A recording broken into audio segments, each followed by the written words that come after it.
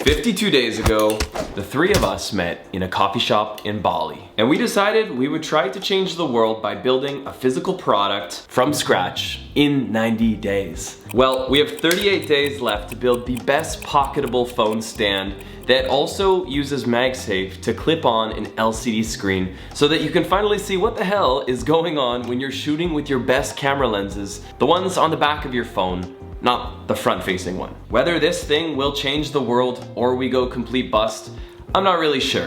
But one thing I do know is I'm here to share every step of the way. And this is 1 week in the life of building that product.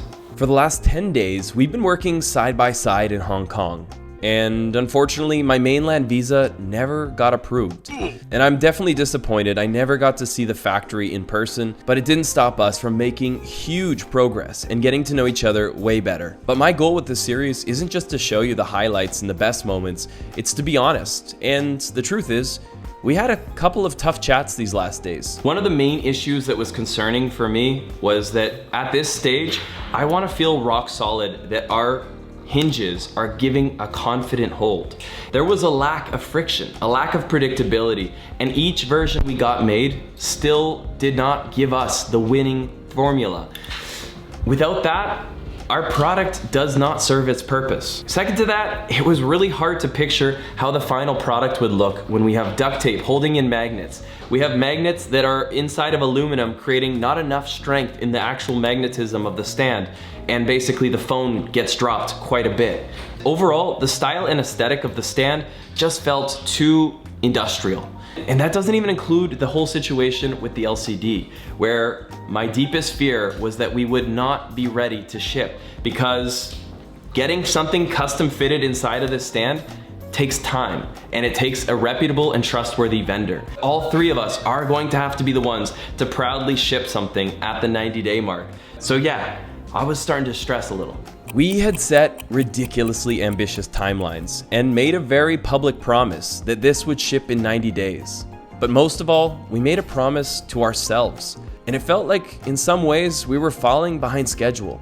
I think this meeting was super important though, because not only did it test our abilities to have tough talks, it also set us up for one of our most successful weeks yet. Now, one of the key things that came out of this meeting was that we all agreed it would be great to bring in one of Jer's friends who is an expert in design to take this from functional to sexy. The next morning, it was my time to leave Hong Kong and make my way over to Tokyo, and that same morning, the team met with Anson. Anson is a super talented hardware designer and a super awesome dude. I might not have been in this meeting, but I can tell you from the updated designs, magic really happened.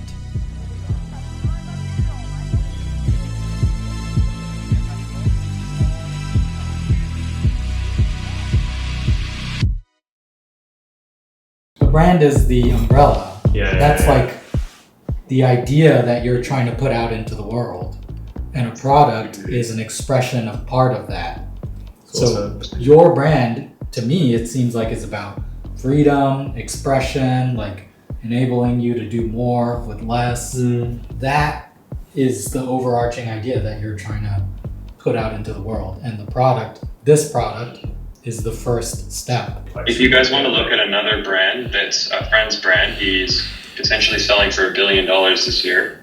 Have a look at his branding coffee products, and you'll see that traditional product, untraditional marketing. Just in case you guys wanted one last little piece of inspiration, ChatGPT I told it to go wild and I shared this one, so let me know if you guys are into this design. We could run this. All right. Wow. Good luck, Jer. Now, in just a little bit, I'm gonna tell you more about branding, because we had a big shift this week and it was a very important one. Our project started with a simple idea. A tripod that can fold around a central area that can hold the selfie screen or other modular attachments. So the first thing I started with for prototyping was just really trying to understand, how do I have legs that unfold?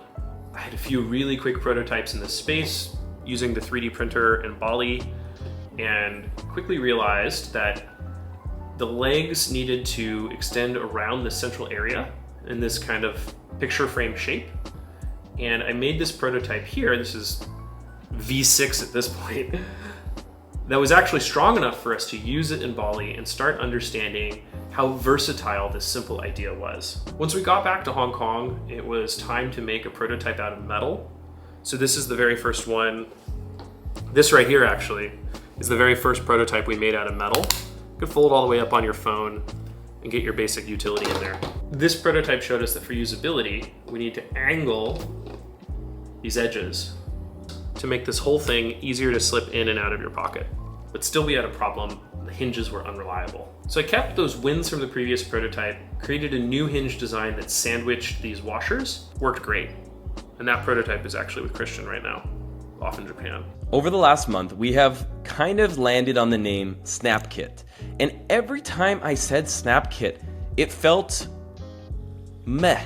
It felt corporate. It felt predictable. It felt like every other product in the industry. That was a very important realization because not only did I share that with the team and they kind of agreed, it also led to us realizing someone else in an industry similar to us is actually using a similar set of branding and naming. So back to the drawing board we went. And I want to share with you how I was able to leverage a good friend of mine, ChatGPT. This right here is the entire pathway that led us to where we're currently at with branding. So first of all, I want to share something important that Anson shared with us. Anson said something really powerful. He said, I can come in and create a great design, but it might not be your design. What you need to give me is a strong understanding of your story and your avatar, who you are selling to, in order to be able to then go create the perfect product for them and for you. So it led us to realize, okay, we had more work ahead here. It was a big breakthrough for us, realizing, damn, we're not as put together on this as we need to be. And so ultimately what I did was I went back and forth on different ideas, realizing we don't think this SnapKit name represents what we're building here. So I ended up basically telling it, ultimately, I think our angle here is that we empower the everyday Joe. It's explorers, travelers, entrepreneurs, people who are building from their garage or a coffee shop in Tokyo. It's the movers and the hustlers, and I think our brand is bold. I haven't quite got my completed thoughts on how our brand story should communicate this vision, but it's a good starting point. So we started to narrow in on some ideas here, and ultimately, one of the things that I loved was the idea of create solo, look pro. I said, this is awesome. This is something it gave me. I didn't want to label us for creators. I think that's the easy approach to just say it's for creators. But what you don't realize when you say it's for creators is you actually alienate people that have never had the confidence to be in front of the camera. There's so many reasons why people feel imposter syndrome. And so to call it a creator product would actually potentially eliminate a lot of people that are such a great fit for what we're building here, because we are going to be building a product that empowers people who are everyday storytellers. And that's what I wanted to basically lean in on. What we're building, the stand and the LCD screen paired together, is that tool for them to live their everyday lives, from going to the gym, going to dance class, cooking at home with their family, to finally be able to share that story.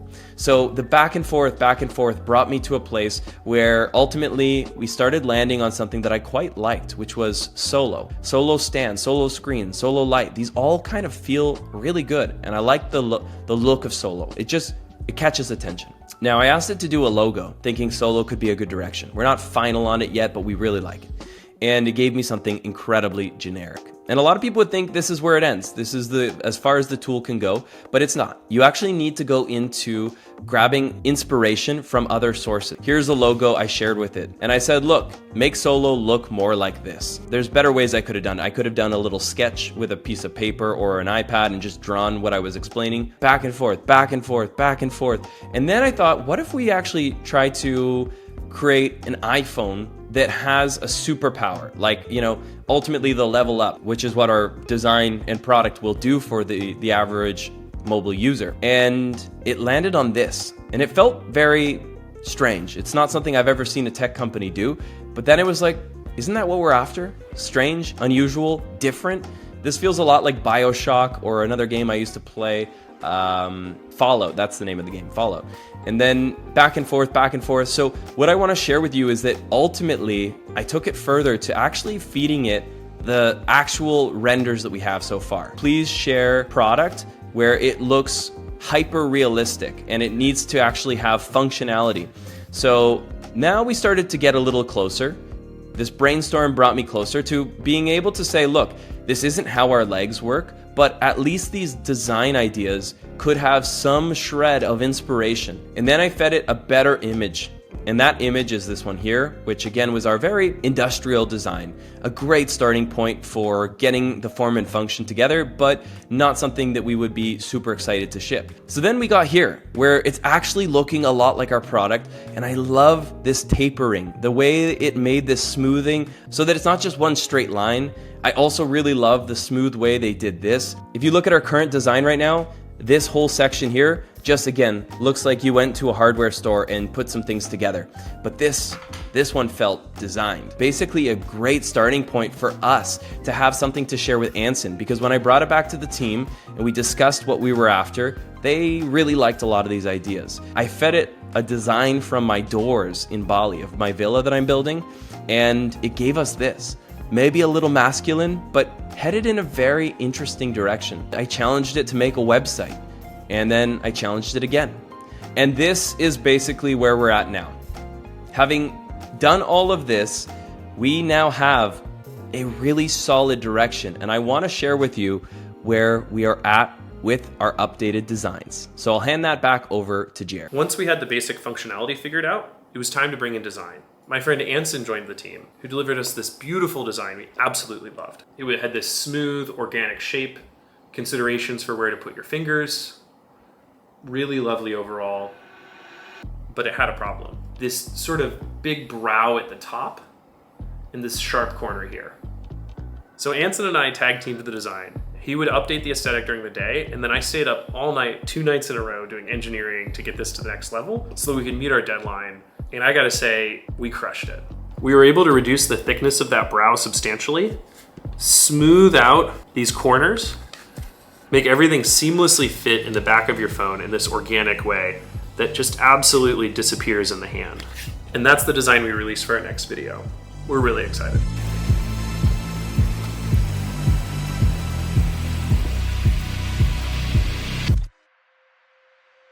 Everyone I've talked to about Kickstarter says that basically it's a marketing campaign. It's to build awareness about your product. Mm-hmm. It's not to like actually raise funding. Mm-hmm. It's to spread the word. Yeah.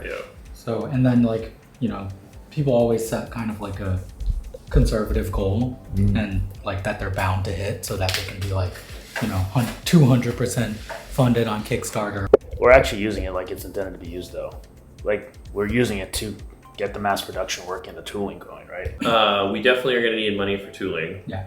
I mean, I would not say we're using it in its like intended way.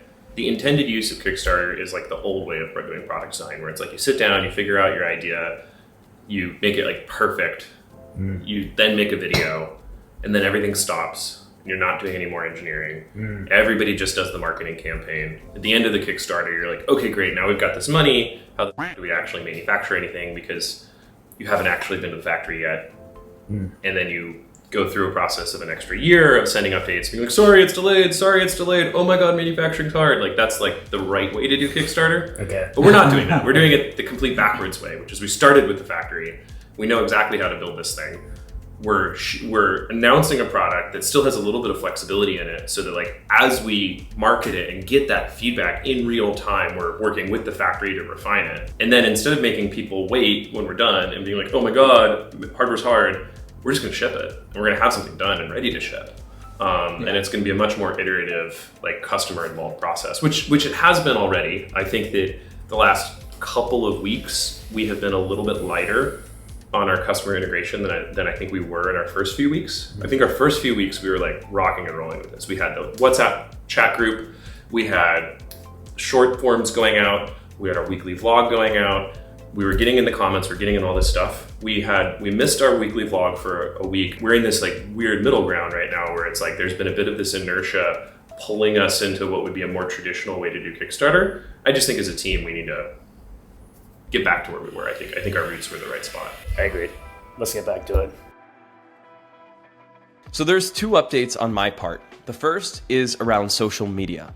So I have a pretty hefty set of goals for us. Right now, it was to create a weekly long form, and I actually did miss 1 week. There was some stuff going on, and it ultimately led to us missing that upload.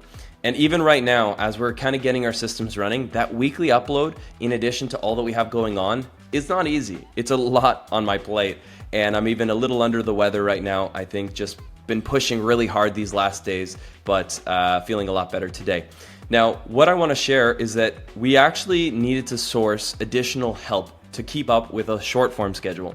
From my experience, I believe that what is going to happen is we have our YouTube videos, which are to grow deep and to connect. We want to have those 1,000 people that really know what we're after, why we're building this. They could be even by the end of the series on the 90-day mark. I'd love to see 5,000 and even 10,000 per upload on the second channel YouTube who are like regularly checking in to see where this project's at. Because if there's anyone that knows the importance of not high views, but quality views, it's me. I've grown so deeply with a few thousand people over the journey of Lost LeBlanc, and for me, that's been a transformation. I get way less views than a lot of my friends, and yet have been able to build much more substantial businesses because of that deep connection that's created through long form. The YouTube series is currently a slow burn. It's going to take time for us to find those 10,000 people, but right now, if you're watching this, you're part of that original 1,000, that 1,500, or even that 5,000. And I want to say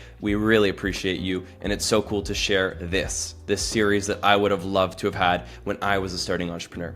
Now, the second thing is we need something that can educate and reach the masses. And that's where this product needs a short form series. To ensure that we can actually ramp up, we actually had a discussion among all of us, the three of us founders. And originally we had set to 1 short form per week. We want to actually ramp that up to now 2 short forms per week. So we had to find people. And over the last 3 weeks, I have done an entire short form hiring process where I sent out a bunch of test footage. I didn't give them a ton of structure because I wanted to see how they could work their way around the storyline and basically tell that story best. And I based my decision on 3 main things. How did they manage the titles? Because titling is very important these days. How did they manage the visual pacing? Did they use visuals that were enhancing? Yes, there we go. Did they use visuals that were enhancing the narrative?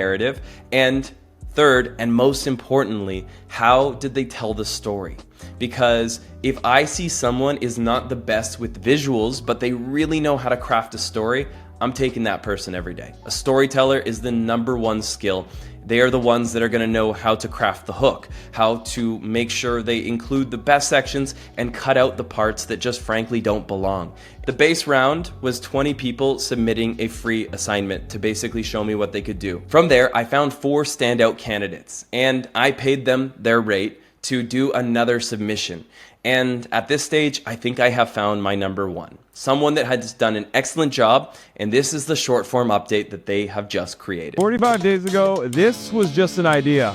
And in 45 more, this thing's gonna launch. But our challenges ahead are pretty crazy. For one, we don't have any investors or tech companies backing us. We're just 3 dudes risking our life savings on a product we believe needs to exist. It started 45 days ago. I met a couple of strangers in a coffee shop in Bali that wanted to build a product from scratch in only 90 days. Jer is a product engineer, Nick a software engineer, and me, I do social media stuff. So we put our heads together and within 24 hours, we had a 3D print of our first prototype. And then another. A week later, we had our financials created, then we opened a community group, and you even helped us brainstorm our logo. This one's pretty terrible. but to take it beyond a plastic print, we had to go to China. A V3, a V4 that honestly was worse than V3, and now we're racing to get V5 ready just in time for the 90-day launch. And you know what? We're actually making it happen. And so far, it's only costed about $1,500. Building a product has been cheaper than we all expected, but it's also very complicated, and we forecast our costs are about to rise fast. And I'll be sharing more about the costs as we go. Worst case scenario, we go belly up and have some great stories to tell our grandchildren, or we go toe-to-toe with the industry giants, somehow win that battle,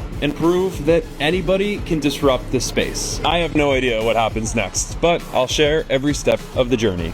So we've got our short form rolling, and I'm really excited about that because now our goal is minimum 1, but on good weeks we want to have 2 and sometimes even 3 Lost Labs related updates. So that is actually what I'm just going to go out and shoot now while I'm here in Tokyo, create some more exciting updates around this, and that will be going to Instagram on Lost LeBlanc. So one of the things we've been focusing on the e-commerce side of the business is a $20 reservation system. We're asking people to let us charge $20 to their credit card, and then when the Kickstarter campaign starts, they would just pay the difference between their pledge and the reservation amount that they've already paid. Now we're doing this for 2 reasons. One of them is a $20 reservation converts so much better than either an email newsletter or a $1 reservation system.